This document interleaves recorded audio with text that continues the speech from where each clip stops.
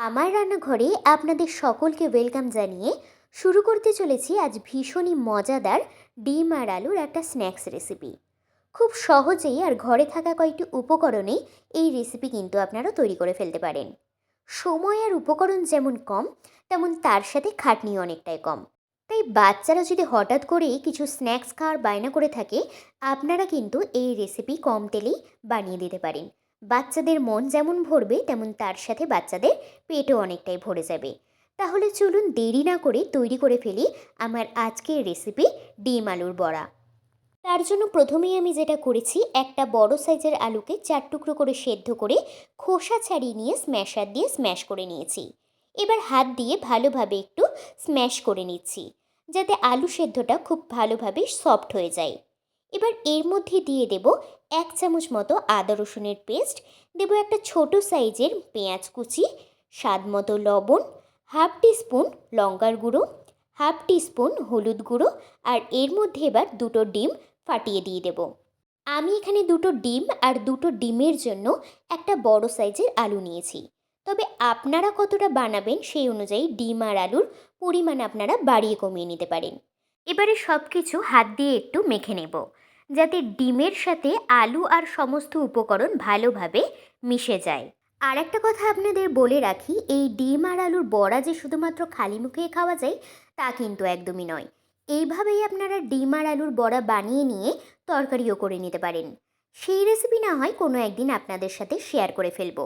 আর দেখুন, ডিম আর আলু ভালোভাবে মাখাও হয়ে গেছে। এবার ফ্রাইং প্যান গরম করে নিয়ে তার মধ্যে দিয়ে দেব 2 টেবিল চামচ মতো রিফাইন্ড অয়েল। এই তেলেই আমাদের সমস্ত বড়া ভাজা হয়ে যাবে। এবার তেল ভালোভাবে একটু গরম করে নেব।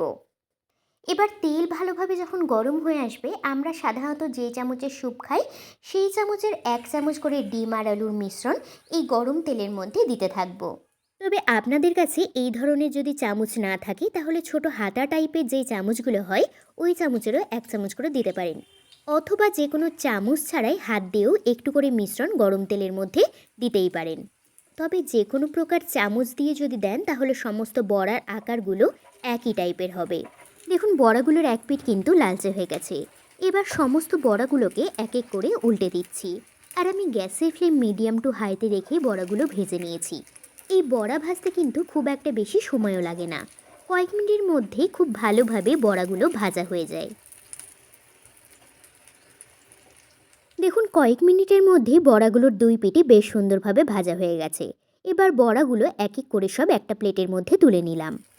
আর এই তেলেই বাকি ডিম আর আলুর মিশ্রণ একই পদ্ধতিতে সবগুলো ভেজে তুলে নিলে রেডি হয়ে যাবে হেলদি অ্যান্ড টেস্টি এই ডিম আলুর স্ন্যাক্স রেসিপি। তাহলে এবার থেকে বাচ্চারা বায়না করলেই এভাবে ডিম আলুর একটা হেলদি টিফিন আপনারা করে দিতেই পারেন।